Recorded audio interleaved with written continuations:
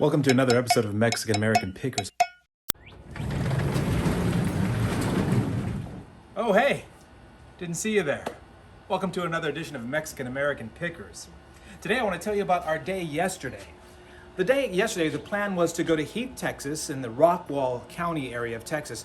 There were a few estate sales there, and then we're going to work our way over to Plano and then back home. The plan was to hit 7 estate sales in total yesterday. When we went to the first sale in Heath, they had an array of curio cabinets for sale that were just exquisite and gorgeous, each in their own way. And we were able to pick them up at a pretty good price. So let's talk about the 4 pieces that we picked up yesterday. By the way, it took me a drive to Heath, 70 miles there, 70 miles back home, then back again, then back, and then back again, and then back to finally get everything back here. So my whole day of going to 7 estate sales was shot, as I only ended up going to 1. But sometimes on Mexican American Pickers, you have to have that capital F as a superhero for picking, and that F means flexible. And we were flexible yesterday, and we think it's gonna pay off for us. So let's look at these pieces that I picked up yesterday. I wanna start with this one. Now this is, without question, probably the oldest of the 4 pieces. If you come in closely, you can take a look. It actually has what we call tiger wood. And that tiger wood is that sort of variation that you see there. Another thing that ages this piece is there's a mirror up here on the top portion, and it's kind of hard to see, but there's some speckling right here in that mirror, and you will never be able to clean that off because that's actually, this mirror actually had mercury in it. And that's that mercury seeping through, staining it like that.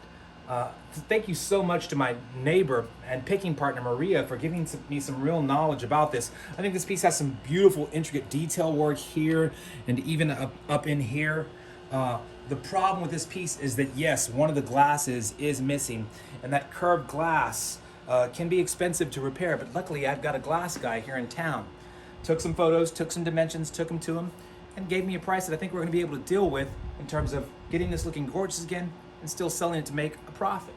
Next piece I want to talk to you about was this piece. Now I thought for sure this piece was from the 1970s, maybe the 1960s, possibly the 1940s. But if you open up the drawer, you notice it has a maker's mark right here, Morganton, and there's actually a series number that's visible on the back of the piece. I want to show you, come to the back, and this 1416 identifier number, I was able to find this piece online.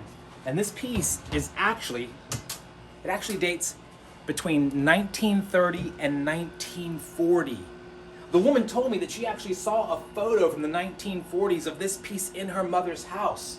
So yes, this is from the 1930s and 1940s. It looks like it's from the 60s or 70s because it was just so well made. This is craftsmanship. And what makes this piece so desirable is that it's kind of hard to tell, so let's come around back and you can actually see it better. This is actually a corner piece, so this will sit in the corner of a room, which makes it a space saver and of course makes it that much more desirable. The next piece I want to tell you about is this one. This is the largest of the 4 pieces that we were able to pick. And I think what's really exquisite about this one is just its sheer size. I love the column work on this is just amazing. And even the vintage wheels with the circular globe legs on the bottom, just so incredible. We have the original key for this one as well. Mirrored bottom, 5 individual mirrored pieces back there on the back. The curved glass is just stunning. You can even see some of the waving in it, which indicates the age of it. So I would think this one probably dates, if this one is 1930, 1940, this is probably about that same time frame.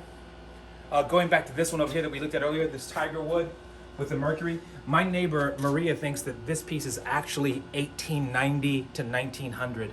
This is definitely the oldest piece that we have. Doesn't mean it's the most valuable, just means it's the oldest. I think in terms of real value, this is going to be our pop factor, and then this last one. And I'm so excited to show you this. I am in love with this piece. Talk about Art Deco design. We actually have the original key for it, opens up, and if you come in here, you'll notice that it has the original mirror flooring, and yes, we've got some, some chipping and away at the bottom of that mirror, but I think that just gives it all much more character. I'm in the process of cleaning this one right now, and I've got about halfway done. I've got some work to do on the wood, and then I've got to finish off this side as well, but I think it's going to show beautifully. Maybe someone who has an antique store could use this for a display case. Maybe someone who who's into collecting could use it as a display case for their collection. I think of all the pieces I have, this is the one that just knocks my socks off.